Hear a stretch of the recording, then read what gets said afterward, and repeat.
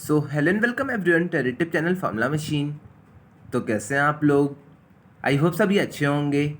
तो आज की वीडियो में हम एक ऐसी अपॉर्चुनिटी लेके आए हैं जिसके थ्रू आप आईआईटी मद्रास के कैंपस में जाके रह सकते हैं। वहाँ के हॉस्टल्स, वहाँ की मेस, वहाँ की लाइब्रेरी फैसिलिटीज़, सारी चीज़ों को यूज़ कर सकते हैं। और तो और आपको इस चीज़ के लिए स्टाइपेंड और लेटर ऑफ रिकमेंडेशन भी प्रोवाइड किया जाएगा, क्योंकि ये बहुत टाइम से बहुत स्टूडेंट्स का डाउट आ रहा था, भैया हम टीए कैसे बने।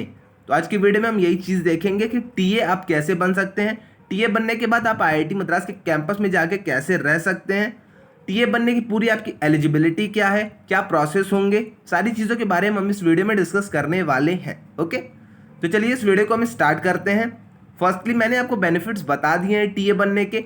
टीए अगर आप बन जाते हैं तो आप एक टर्म के लिए आईआईटी मद्रास के कैंपस में रह सकते हैं। आपको हॉस्टल्स फैसिलिटी प्रोवाइड होंगी, आपको वहाँ के मेस, वहाँ की लाइब्रेरी, सारी चीज़ों की फैसिलिटी प्रोवाइड होगी। ऊपर से आपको लेटर ऑफ रिकमेंडेशन भी मिलेगा, स्टाइपेंड भी आपको आईआईटी मद्रास अपनी तरफ से देगा।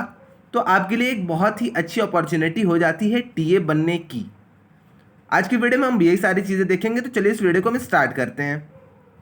तो यहाँ पे फर्स्टली लिखा हुआ है what is the selection procedure for TAs.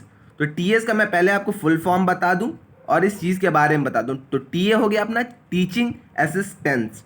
तो यहाँ पे अगर हम नीचे आते हैं, सीधे हम इसकी एलिजिबिलिटी की बात करते हैं। तो एलिजिबिलिटी पहले वाली जो थी थोड़ी सी, उसमें अब चेंजेस आ चुके हैं। तो यहाँ पे एलिजिबिलिटी इन्हें सिंपल एक ही चीज़ चाहिए होती है, वो है आपका मिनिमम ऑफ CGPA 8।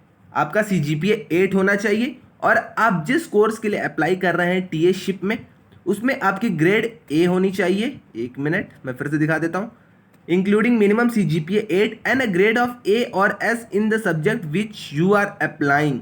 तो जिस सब्जेक्ट में आप अप्लाई कर रहे हैं उसमें आपकी CGPA, उसमें आपकी नहीं कह रहा हूँ, उसमें आपकी ग्रेड ए और एस होनी चाहिए और आपका ओवरऑल CGPA 8 होना चाहिए।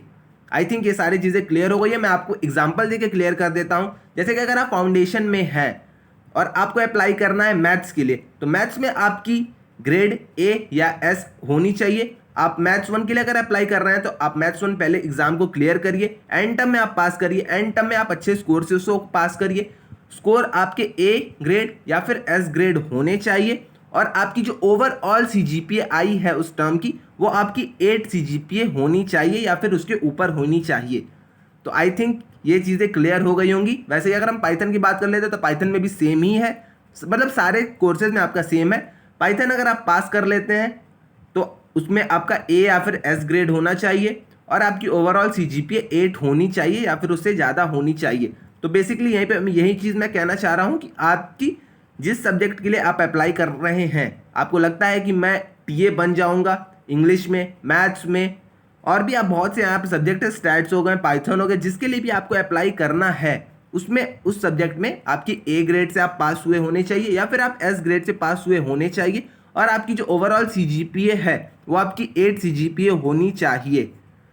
तो आई थिंक ये चीज़ें क्लियर हो गई होंगी। और ये जो आपका टीचिंग असिस्टेंट्स वाला है, ये आपका फाउंडेशनल डिग्री, आप किसी भी अगर लेवल में है तो आप अप्लाई कर सकते हैं। ओके, एक टर्म के लिए आपको यहाँ पे सारी चीज़ें मिलती हैं। आप एक टर्म के लिए जाके IITM के कैंपस में रह सकते हैं। हॉस्टल्स आपको अलॉट हो जाएंगे, मेस फैसिलिटीज़ आपको अलॉट हो जाएगी। उसके बाद आपको स्टाइपेंड भी कुछ IIT मद्रास अपनी तरफ से प्रोवाइड करता है। तो ये आपके लिए एक बहुत ही अच्छी अपॉर्चुनिटी हो जाती है। जैसे ही आप वहाँ से टीए बन के लौटेंगे तो आपको वहाँ पे टीचिंग असिस्टेंटशिप का एक लेटर ऑफ रिकमेंडेशन भी मिल जाएगा IIT के प्रोफेसर्स की तरफ से। तो ये आपके लिए बहुत ही अच्छी अपॉर्चुनिटी होने वाली है।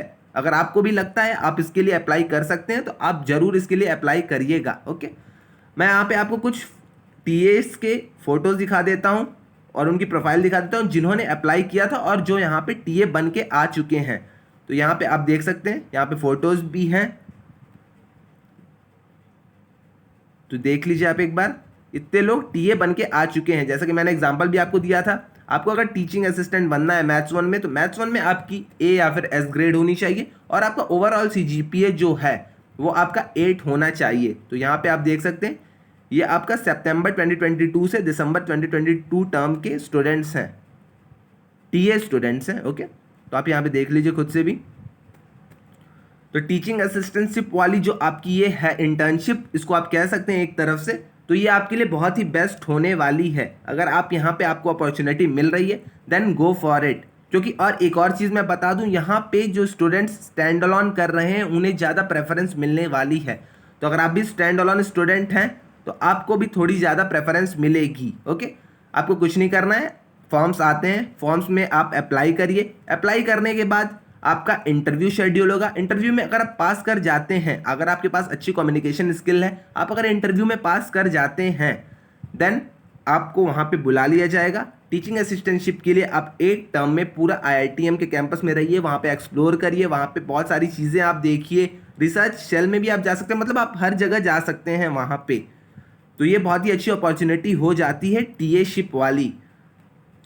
तो आई थिंक मैंने सारी चीज़ें आपको समझा दी। अगर आपको TA बनना है तो मैंने एलिजिबिलिटी भी आपको बता दी है। 8 CGPA ओवरऑल रखिए। जिसके लिए आप TA बनना चाहते हैं, जिस सब्जेक्ट के लिए आप TA बनना चाहते हैं, उसमें S या फिर A ग्रेड लाइए और आराम से इंटरव्यू को क्रैक करके आप TA बन जाइए। बट यहाँ पे एक ही चीज़ है, अगर आप स्टैंड अलोन स्टूडेंट हैं तो आपको ज़्यादा प्रेफरेंस मिलेगी मतलब आपको ज़्यादा प्रेफरेंस मिलेगी डुअल डिग्री वाले जो स्टूडेंट्स हैं उनसे। ओके, तो आप अगर स्टैंड अलोन वाले हैं तो आपके लिए बहुत ही अच्छी अपॉर्चुनिटी है। आपको यहाँ पे पैसे से लेके हॉस्टल्स, मेस, बहुत सारी चीज़ें मिलेगी और एट लास्ट आपको लेटर ऑफ रिकमेंडेशन भी मिलने वाला है। ओके, तो आई थिंक सारी चीज़ें क्लियर हो गई होंगी। अब अगर आपको इसके अलावा कोई भी डाउट आता है तो आप आके कमेंट सेक्शन में मुझसे पूछ सकते हैं। इन सारी चीज़ों का लिंक और डिस्क्रिप्शन, मतलब और सारी चीज़ें जो हैं, मैं ये सारी चीज़ें आपको व्हाट्सएप डिस्कशन ग्रुप में भेज दूंगा। अगर आपने अभी तक नहीं ज्वाइन किया व्हाट्सएप डिस्कशन ग्रुप तो लिंक डिस्क्रिप्शन में, आप एक बार व्हाट्सएप डिस्कशन ग्रुप ज्वाइन कर लीजिए।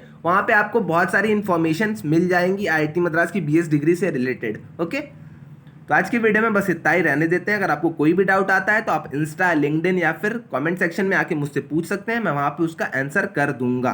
ओके, तो आई थिंक मैंने सारी चीज़ें आपको क्लियर कर दी हैं। आपको कुछ नहीं करना, मैं एक बार आपको साइट भी बता दूं कि आपको कहाँ जाना है और आप कैसे यहाँ पे अप्लाई कर सकते हैं।